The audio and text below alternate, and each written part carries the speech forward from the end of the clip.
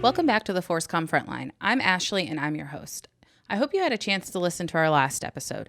It featured guest host General Michael X. Garrett, ForceCom Commanding General, in his conversation with retired Command Sergeant Major Dana Johnson, who lost his son to suicide in 2017. We've talked a lot about suicide over the course of this podcast, but Daniel's story is the first time we've heard from someone who lost their soldier to suicide. It's a great conversation, and I hope you take some time to listen. And if you've got a story you would like to share, please reach out to us on Facebook. This week, we are switching gears and going back to readiness. We are joined by Lieutenant Colonel Adam Barlow and Command Sergeant Major Gavin Holmes. They head the Brigade Command and Control Task Force at the Joint Readiness Training Center. Thank you both for joining me today. No, Ashley, thank you for having us. My name's Adam Barlow, and I'm originally from West Jefferson, North Carolina, a little small town up in the mountains. I've been in the Army. I'm working on my 23rd year. And before coming to JRTC, I've spent the majority of my career in airborne assignments that culminated with commanding an airborne battalion up in Alaska. Oh, wow. And then at the conclusion of battalion command, I wanted to come to JRTC. And I was fortunate in battalion command to come through JRTC in January prior to changing command. So I had a very fresh JRTC experience prior to being assigned here. And through my career, I've had six total CTC rotations. Oh, wow. And you still wanted to come, so I'm gonna say that. Yeah, because and I'm sure we're gonna get into this with some of your questions. But I don't think that I'm a minority in this thought, but this is a magical place, and I think NTC could probably say the same thing. People get caught up about geography, and it's not about geography; it's about what this place offers, both as a rotational training unit and as an OCT. That's magical, and there's only a couple places in the Army where you can really dive into your craft, and this happens to be one of them. Sure. And I mean, talking about geography, really, when I was coming to Fort Bragg, everybody was like, oh my gosh, you're going to Fort Bragg, it's terrible. We like it here. I mean, we have 2 hours to the beach, we have 2 hours to the mountains. I think it's every place is what you make of it. Yeah, absolutely. And that's what we've learned through our Army adventure is what I'll call it. Yeah. No, I totally agree. So over to you, Sergeant Major Holmes. Can you tell us a little bit about yourself? Yeah, so I'm Gavin Holmes, the current, task force, Brigade Command and Control Task Force Sergeant Major. So this is my second time at Fort Polk. By the time I leave here, I'll have done, the wife and I will have done about 7 years. Wow. On assignment here between Operations Group and the 509th, the Op 4 Battalion. I'm going on 25th year of service. Previous assignment for this was battalion CSM up in Fort Drum, New York. I grew up there. Yeah. How did you feel about all that snow up there? I loved it. I loved Fort Drum. Oh. The wife, on the other hand, she didn't like the weather super water, so she had problems with it. If you can get through the snow at Fort Drum, the spring, the short summer, the falls are amazing. But the winters are harsh.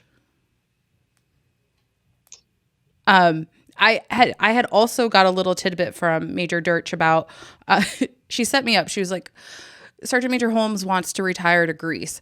But then she told me that wasn't actually true. You just wanted to visit Greece. And I was all ready to go in with all the Greece stuff because I would love to retire to Greece as well. Yeah, that was definitely miscommunication. If Savannah, Georgia is part of Greece, then yeah, I'm going to Greece. Wouldn't that be amazing? No, our plan is to end up in Savannah, Georgia. All right. So Lieutenant Colonel Barlow, I understand you introduce yourself and your team to incoming units by starting out with 3 questions. Can you explain that? Yeah, so I just kind of came up with these 3 questions. And so I've been here going on 2 years. In my first year after leaving battalion command, I was a task force senior for an infantry battalion task force where I just predominantly covered down on an infantry battalion because that was the job I just came from. And so, helping an infantry battalion get better and watching them. And one of the beautiful things about the CTCs is as an OCT, I learned more, I think, than most rotational units. I'm not sleep deprived. I'm not hungry. I go home most nights. And so it's an environment where you can really study about what you're learning. And these 3 questions popped up into my head as I was watching units through my first year. And then as I transitioned from being an infantry battalion task force senior up to the brigade, it really came apparent to me that we have this term in the Army, which is a very common part of our lexicon, called combat power. And we talk about combat power, and it's in our doctrine. We've got to maximize the effects of combat power. And what we fail to do is we fail to realize that when you say the word combat power, you're talking about 8 specific things. There's 8 elements of combat power. And so when you maximize the effects of it, how do you maximize the effects of 8 things at a given time, right? And so that's the key, is to maximize it. And that's why we have staffs. And those staffs represent the 8 elements of combat power. Well, when you watch units come through here, they do their best to maximize the effects of it. But once you try to maximize it, you lose it because the enemy boats. And so then you have to figure out how to generate it. And so generating combat power is its own separate and different animal. And then once you've generated combat power, now I have to preserve it until the commander at whatever echelon decides that he needs to apply the combat power against the enemy. And so my 3 questions are very simple. How do you preserve it until the commander needs to use it? When he wants to use it, then how do you maximize the effects of it? And when I say maximize the effects, it's all 8 elements. And then how do you generate it after you've had to use it? And the important part about those 3 questions that I try to highlight to people is, I didn't know that. I didn't see that as a battalion commander. It didn't dawn on me until watching several rotations. And I'm like, man, we're just missing the boat. When you say combat power, most people think of people. It's just the men on the ground. Yeah. And we've forgotten the element of fires. We've forgotten how to apply the element of intelligence. We've forgotten how complex the element of protection is. And so if we do what our doctrine says and we dive into all 8 elements, and you can figure out how to synchronize those 8 elements, preserve it, maximize the effects of it, and then generate it, then that's how you win. That's how you beat your enemies. So those are my 3 questions. That answer your question? Yeah. And I'm sure this goes for not just you, but having gone through JRTC as a commander and now back there I'm just going to say staff for lack of a better word, but I'm sure that gives you some good insight too, to be able to help the units that are coming through. Yeah, absolutely. And I know the sergeant major knows this in spades, but having come a perfect example right now, as we're doing this podcast, the guy that was my OCT when I was a Brigade S3 is over on South Fort going through a CPX to support the next, and he's a current sitting brigade commander in the 82nd Airborne Group. Okay. And so the second I saw him, I was like, holy cow, that was my OCT when I was a Brigade S3. And so the linkage between the OCT and the rotational training unit is huge. By the time you come here to JRTC, you've already done the job that you're going to go OCT, so that you can really relate to that person. And it's not I'm here to grade you, or I've got like my red pen out, like all the stuff you've got wrong. A lot of my discussions with rotational training units, whether it's talking to an operations officer, an intelligence officer, a fellow commander, or even a brigade commander, it's like, hey, I came through this place 6 times. Now I've done OCT rotations 13 times. Here's my perspective. Yeah. Here's what I screwed up. Here's something that could probably help you to get better. And then those units that are like sponges, that are really hungry to learn, then it's just this amazing, environment of growth that comes about. Well, and what you just said led me to my next question. And maybe Sergeant Major Holmes, you can address this. So after an OTC leaves JRTC, what sort of impact do they have on their gaining unit?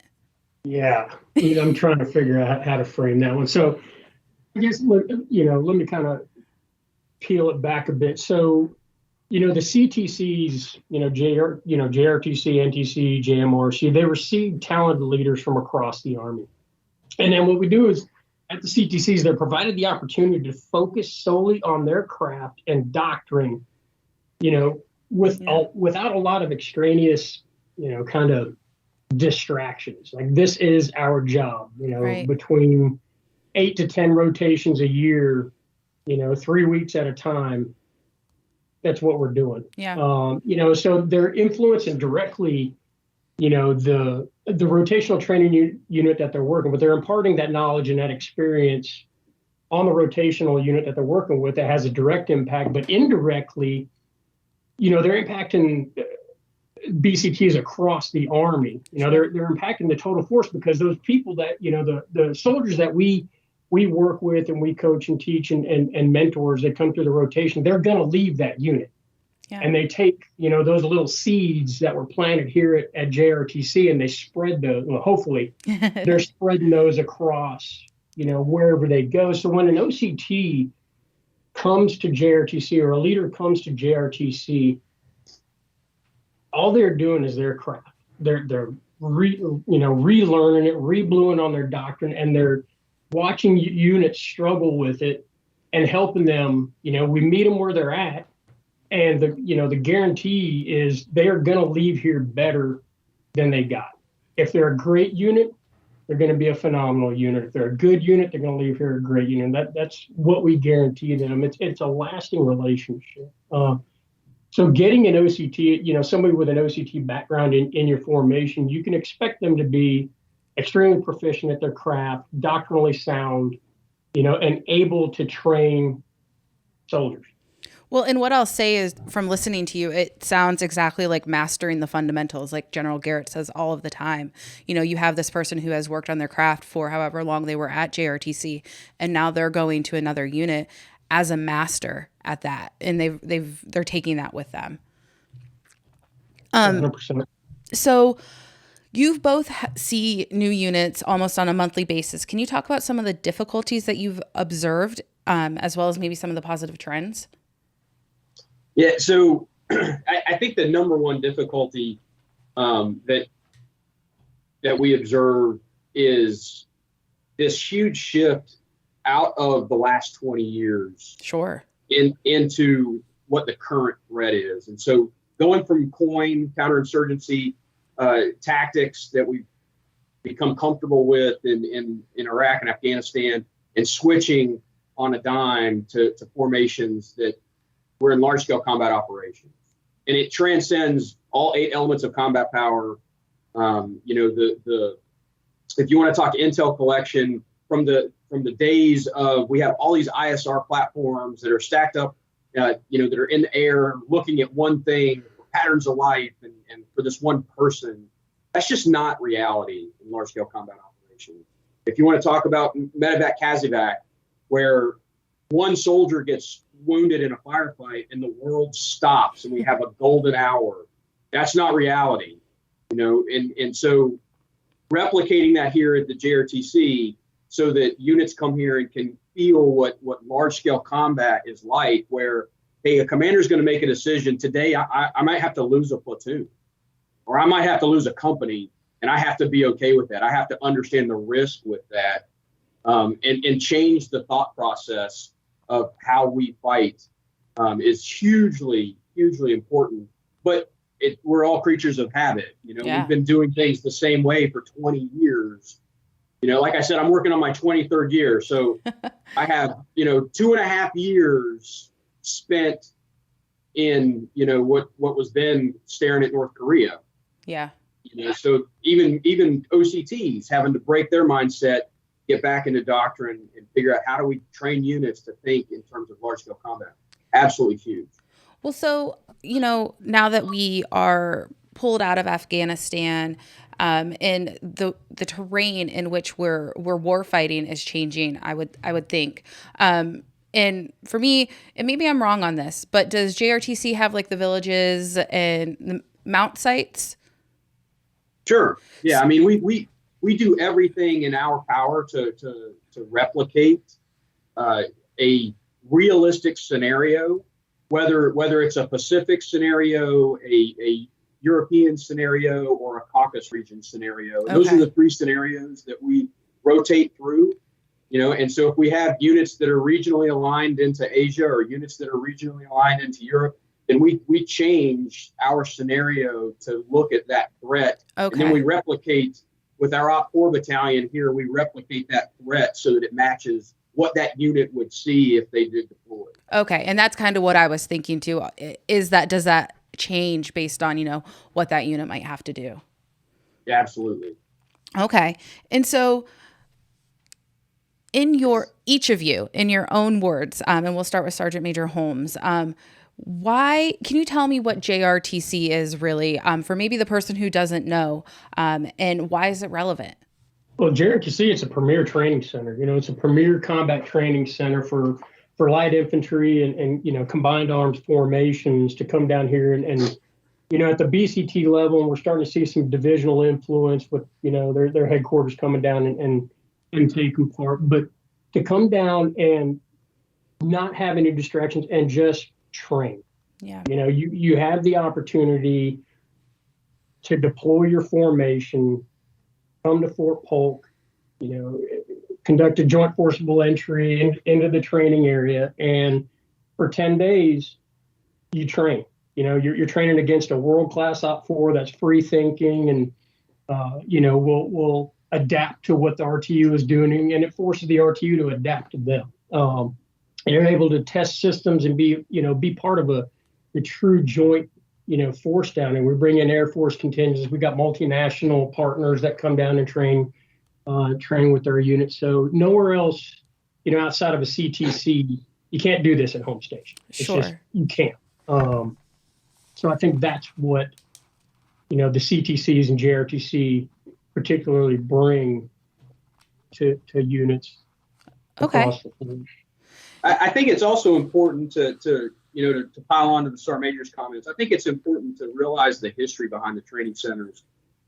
Our training centers, and I know NTC can say the exact same thing, that it's what sets us apart from any other national army or national military. Sure. The ability to take our units, deploy them internally, which mirrors them deploying to somewhere else, and then having them conduct operations. It sets us apart. Marshall testified to Congress. Congress is like, why are we sending our soldiers to Louisiana to during the Louisiana maneuvers? And the quote is something like, my God, I want them to come here to make the mistakes so they don't make the mistakes against the enemy. And I think that's just as true now as it was then. You come here and we're going to test you beyond measure. We will break units down so they can really see what they're made of, what their metal is, and then they grow through the process. Our moniker is that we're the nation's leadership laboratory, and some of the units laugh and they say, "No, I think you're the friction factory."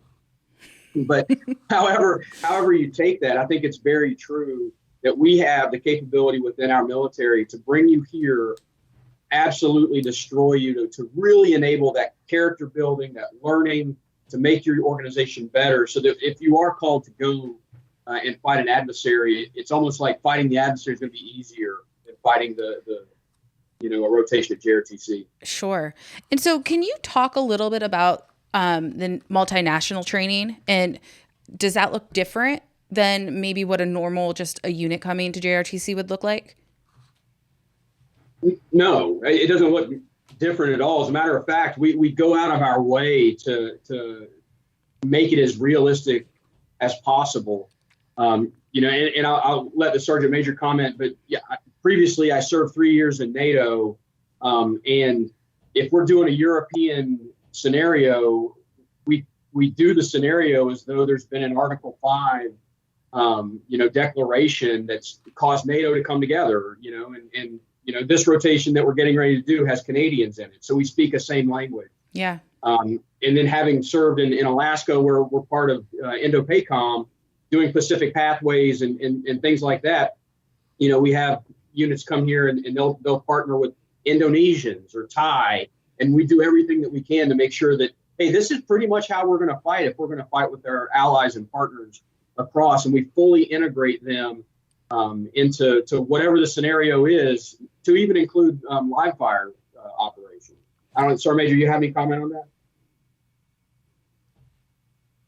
Actually, no, sir, I've been pretty much covered that one.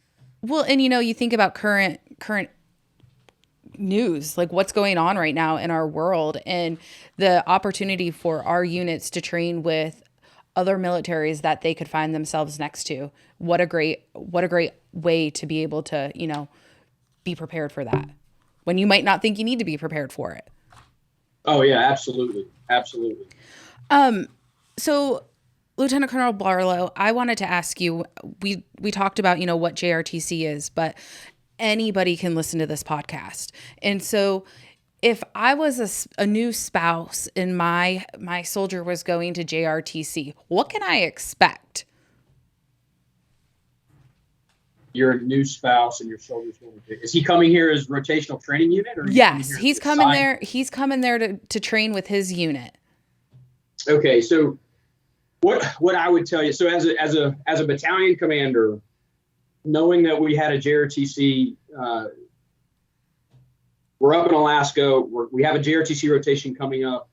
I would tell all of the new all the spouses, but we would particularly try to address the new spouses that had never experienced their husband deploying before, right? And we would use that as a repetition at home station to exercise all of those home station mechanisms with the SFRG, care teams, like using it as though it were real, and then educating the spouses about, hey, this is what a real deployment would feel like if we were going. The only difference is that we're just going to Louisiana. But they can expect to not talk to their soldier for 2 weeks.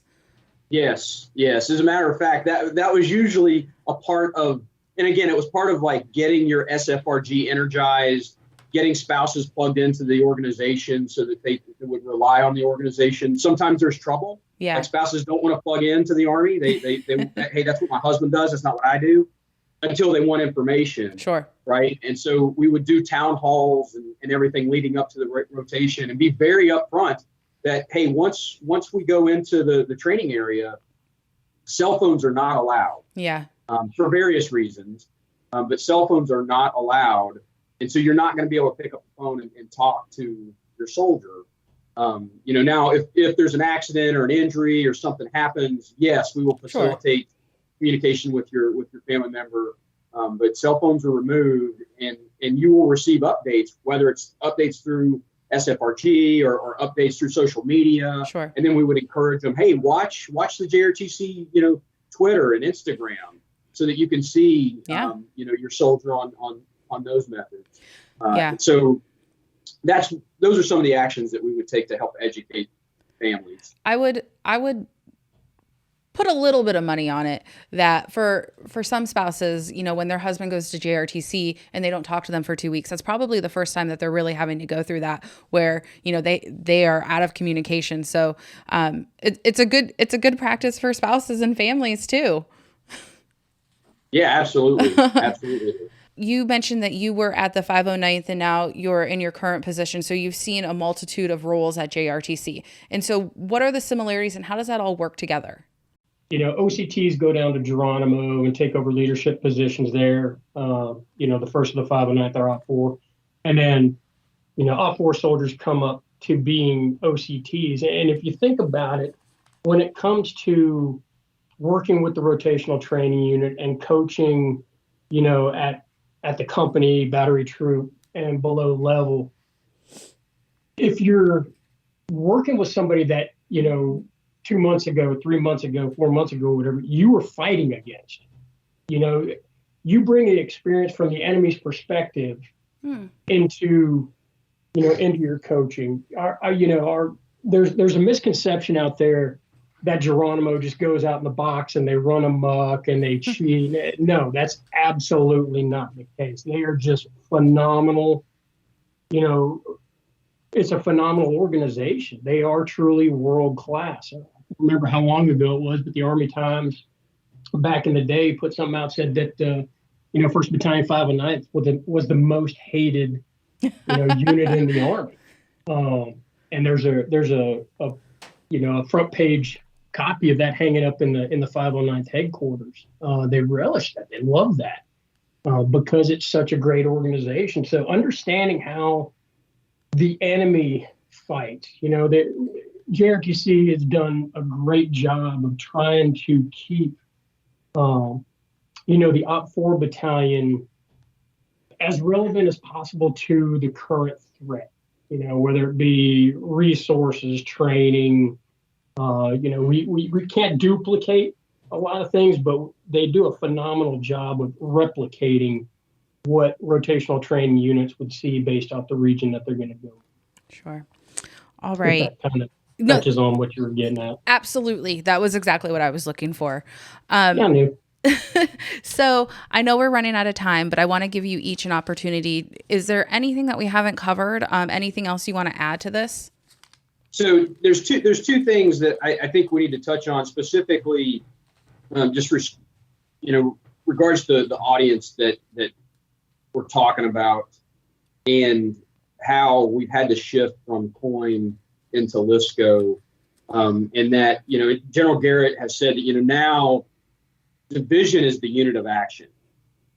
And for years and years and years, JRTC, it was built to train brigades. It was not built to train divisions. But now here recently, what JRTC is doing is we're pulling in other brigades to work together that are doing a command post exercise simultaneous with the brigade that's in the training area doing their rotation that replicates a divisional fight in our simulated exercise. So every unit that's in the training area, they're out there on the ground, but behind them there is a very computer-based constructed fight that's happening at a much larger scale. And now we're pulling in other brigades to replicate that division fight. And I think that's very important to publicize that that's what we're doing. Yeah. Because I really do think that that's cutting edge, and that needs to be publicized, that we're getting after how divisions fight in large scale combat. Because I think it's hugely important. And then the last thing is just to kind of like finish where we started and to echo how professionally and personally rewarding this duty station is. You even said it yourself. I spent 10 years at Fort Bragg, and the people that hate Vietnam, I just never understood it. But I lived in Belgium, and people hated that. And I lived in Alaska, and people hated that, and geography is exactly what you make it. But I can tell you that if you're interested in mastering your craft at whatever level and being in an environment where you can devote 100% of your time into that profession, but you also have the time to go back and kind of take the foot off the gas of op tempo, because we're so predictable. We know when units are coming. Sure. So when you're off, and then you're decompressing with your family, and it's so personally rewarding. I live in a community with 14 houses on post. So there's 30 kids on my loop. I tell my kids all the time, I didn't grow up in the 50s, but if I had to guess what that was like, that's where they're growing up. And so the community life here, the ability to master your craft. I mean, I just can't, I can't speak highly enough about it. But those are the two things that I would leave you with. Yeah. And I'm around complete. Sergeant Major, you got anything? Yeah, just, kind of along the lines of what you're saying, sir. One thing for people out there, that are listening, that, potentially are going to be coming through a CTC rotation, at JRTC, your JRTC experience is not going to be what your last experience was or what you think, your experience is going to be. We, the Commander of Operations group and the CG, they do a phenomenal job of continuously evolving the scenario, continuously evolving what a rotational unit experiences here. So we remain relevant to the current fight, the current situation, and we don't stagnate. So for anybody out there who's listening to think they've got the skinny or the backstory on what a rotation looks like, it's not going to be what you think it is when you get here. I guarantee you that. And then the second thing, for the leaders out there, if you have, non-commissioned officers, warrant officers that need, a diversifying or a broadening assignment, and they are high caliber, high performing, leaders, sit them down and have the conversation with them about coming and being an OCT at JRTC. It is professionally rewarding. It is personally rewarding. And it's an investment. From a leader's perspective, it's an investment in them because they're going to develop themselves or be developed by the people and their peers around them while they're here. But it's also an investment in the rest of the Army because, 75, 80% of the OCTs are going to leave here and they're going to go back out into the operational force. So they're going to take that knowledge base and that experience and they're going to make whatever unit that they're going to better. So it's an absolute investment. For the people that are leery, I told you this is our second time here. No, we did not volunteer to come here either time. But I will tell you, my wife cried for 3 days when we left Fort Polk the last time. And it's because of the community. It's a small installation. It is small town America on an Army post. So the community and the bonds that are formed here, they are strong. So definitely something to highlight. I would push anybody. Don't believe the hype. Don't listen to the bad press out there about the people that have never been stationed here. Right. Fort Polk, it is a gem in the center of Louisiana. You just got to make the best of it. It's like everywhere else. Absolutely. So tell me, how far from the ocean are y'all? Well, the Gulf? Yeah, if I want to go to the beach, how long is it going to take me to get to the beach? An hour and 20. Oh, that's not bad at all. I think we took an awesome trip to Galveston, which is not that far away, and that might be 3 to 5 hours or something. It's not bad. Yeah, then like Baton Rouge, like my daughter graduated high school here, and now she's going to LSU in Baton Rouge, which is an amazing town. Like Vicksburg, Mississippi. I mean, there's so many great things that are so close to here. Such a good hub. Yes, very, very much so. Well, and again, going back to the whole geography thing, I did a public affairs internship and I was in DC. And when I was done, they were like, okay, you're going to Fort Riley. And I looked at a map and I cried. I was like, this is in the middle of nowhere. And then I cried when I left. It's literally what you make. Every assignment is what you make of it. So I couldn't agree more with that. But I do appreciate both of your time. I know that you are busy, so I won't take any more of it. But again, thank you for taking the time to talk with me today and enlightening us all a little bit and learning about JRTC. Awesome. My pleasure. We'll be back next week with a conversation with our other CTC, the National Training Center. But in the meantime, get all of your ForceCom news on Facebook, Twitter, and Instagram. And you can also find videos of our podcast on our YouTube channel. You can just go to YouTube and search for the ForceCom Frontline. And we'll see you next time on the Frontline.